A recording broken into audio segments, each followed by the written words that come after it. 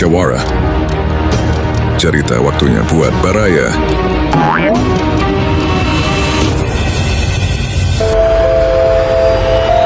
Cerita drama misteri. Pesugihan siluman Gunung Salahangker.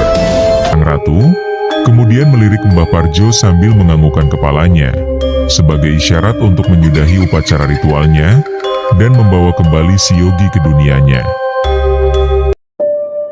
Sementara itu, si Dino yang lagi duduk santai sedang menghitung emas-emas yang dia peroleh dari hasil ritualnya semalam. Tiba-tiba alarm handphonenya berdering. Setelah dilihat, dia sadar dan lupa bahwa hari ini adalah waktunya untuk menjemput si Yogi. Dia pun bergegas siap-siap pergi untuk menjemputnya. Aduh, gawat, si Yogi pasti sudah nungguin dari tadi. Gue telepon dulu deh. Si Dino mencoba menelepon si Yogi, tetapi setelah dihubungi handphonenya tidak aktif. Kok gak aktif ya?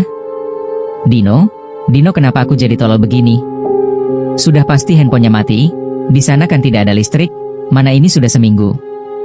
Lebih baik aku segera ke sana. Dia pun segera bergegas pergi untuk menjemputnya. Di rumahnya Mbah Parjo, terlihat si Yogi mendengarkan Mbah Parjo yang sedang menjelaskan tata cara ritual pemanggilan putri siluman ular, yang tiada lain adalah si Cindra. Si Yogi nampak serius mendengarkan penjelasannya. Sesekali dia tersenyum ketika membayangkan wajah cantiknya si Cindra. Terkadang juga dia bergidik ketakutan bila mana membayangkan wujud aslinya. Tetapi selama dia mengikuti aturan dan tidak melanggarnya, hal itu tidak akan terjadi. Itulah syarat dan aturannya. Selama kamu mengikuti aturan dan tidak melanggarnya, maka hal itu tidak akan pernah terjadi. Mengerti? Baiklah Mbah, saya akan mengikuti syarat dan aturannya. Terima kasih atas penjelasannya Mbah. Mbah Parjo mengakhiri penjelasannya. Kemudian terdengar suara pintu diketuk. Tuh, kayaknya temanmu si Dino sudah datang. Langsung masuk sojo Din. Permisi Mbah. Sini masuk, silahkan duduk. Mbah mau keluar dulu yo. Silahkan kalian mengobrol berdua. Mbah Parjo pun keluar, kemudian mereka berdua mengobrol panjang lebar terkait pengalamannya si Yogi, sewaktu ritual perkawinannya di Istana Siluman Ular. Si Dino yang mendengarnya, penasaran dengan putri siluman ular yang menjadi pasangannya si Yogi. Namanya siapa sih Gi? Namanya Cindra Din. Bagus banget namanya, kayaknya secantik orangnya. Ya, itu jangan ditanya. Lu tahu sendiri, emang benar ya semuanya cantik-cantik. Gue juga sampai bingung memilihnya. Ya udah, intinya lu jangan sampai melanggar aturan yang sudah disepakati. Ya dong pastinya. Ya udah kita balik aja yuk.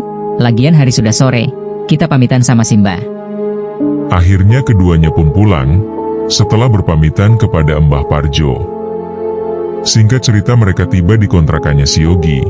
Si Dino tidak mampir dulu dan langsung pamitan pulang. Gi, gua gak mampir dulu langsung pulang ya. Gua ada janji sama seseorang. Oh, ya udah tuh Din. Makasih banyak ya. Hati-hati di jalan. Setelah si Dino pulang, si Yogi langsung masuk ke kontrakannya. Ketika hendak membuka kunci, terlihat ada kertas yang menempel di pintu. Ada tulisan berwarna merah yang bernada ancaman serius, yang isinya menerangkan bahwa si Yogi harus segera melunasi hutang-hutangnya. Kalau tidak maka dia akan dibikin cacat seumur hidup. Si Yogi yang melihatnya panik dan ketakutan, dia buru-buru masuk dan mengunci pintunya. Di dalam kontrakan, si Yogi bingung bagaimana harus membayarnya, sedangkan saat ini dia belum punya uang. Karena ritualnya bisa dilakukan mulai minggu depan di malam Jumat. Tiba-tiba dia teringat dengan sebuah kotak pemberian Sang Ratu Ular, kemudian dia membuka tasnya, lalu mengambil kotak tersebut dan membukanya secara perlahan. Ketika dibuka, alangkah terkejutnya dia, ternyata di dalam kotak itu, isinya adalah emas dan perhiasan lainnya. Melihat itu, si Yogi tertawa kegirangan. Dia tidak perlu takut lagi menghadapi para debt collector yang menagih hutang padanya. Seminggu sudah berlalu. Siogi sekarang sudah memiliki rumah yang dia beli dari seseorang dengan harga yang relatif murah, karena pemilik rumah saat itu sedang terjerat hutang pinjaman online dan membutuhkan uang secepatnya. Rumahnya lumayan besar, dengan halaman yang cukup luas yang berada di pinggir jalan yang agak jauh dari perkampungan. Kemudian dia juga berencana untuk membeli sebuah mobil, tetapi untuk saat ini belum bisa, karena sisa uang dari hasil penjualan emas dan perhiasannya belum mencukupi. Tetapi dia tidak ambil pusing, karena malam ini waktunya dia untuk memanen emas. Malam pun tiba. Suasana malam itu sangat hening. Sesekali terdengar suara kentongan berbunyi dari kejauhan. Suara kentongan itu berasal dari masyarakat yang sedang jadwal ronda malam itu. Akhirnya tepat pada pukul 12 malam, Siogi memulai upacara ritualnya. Sesajen yang berupa kembang 7 rupa, kelapa muda, dupa serta kemenyan, sudah dia siapkan untuk memanggil putri siluman ular. Dia mulai menutup matanya, kemudian dia membaca mantra-mantranya. Tiba-tiba, udara di kamar itu menjadi lebih dingin, keadaan menjadi lebih sunyi.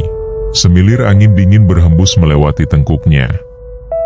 Tubuh Siogi bergidik, tetapi dia tetap fokus membaca mantra-mantra itu. Kemudian aura mistis yang kental mulai menyeruak memenuhi kamarnya. Lambat laun, udara di kamarnya menjadi normal kembali. Seiring dengan selesainya mantra-mantra yang dia bacakan, aura mistisnya masih ada, tetapi tidak sekental sebelumnya. Dengan mata yang masih terpejam, telinganya mendengar suara orang yang lagi mengunyah sesuatu. Kemudian perlahan dia membuka matanya. Alangkah kagetnya Siogi sambil mundur ke belakang, melihat si Cindra sudah ada di depan matanya, yang sedang mengunyah sesajen yang dia siapkan sebagai makanan bagi si Cindra.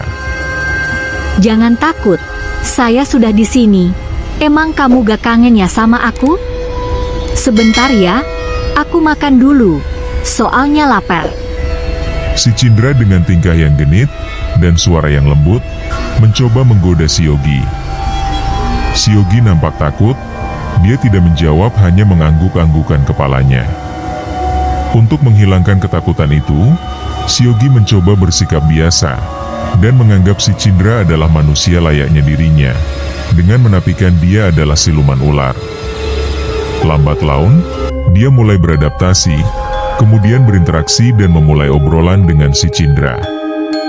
Mereka mulai dekat sehingga hubungan romantisme mulai terjalin, layaknya dua pasangan yang sedang memadu kasih, dan pada ujungnya, mereka pun melakukan hubungan intim layaknya pasangan suami istri.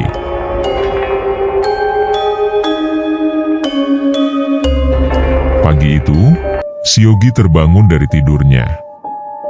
Dia merasakan seluruh badannya terasa lemas, kemudian dia menoleh ke samping.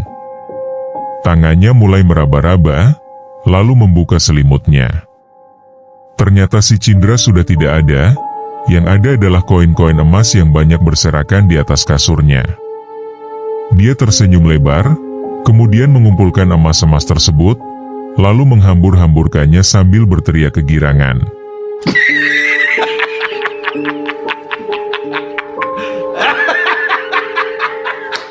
Dia sedikit tidak percaya dengan apa yang dilihatnya, lalu dia bergumam dalam hatinya. Aku bisa menjadi orang kaya sekarang, aku bisa membeli apapun yang aku mau. Dan orang-orang tidak akan memandangku rendah.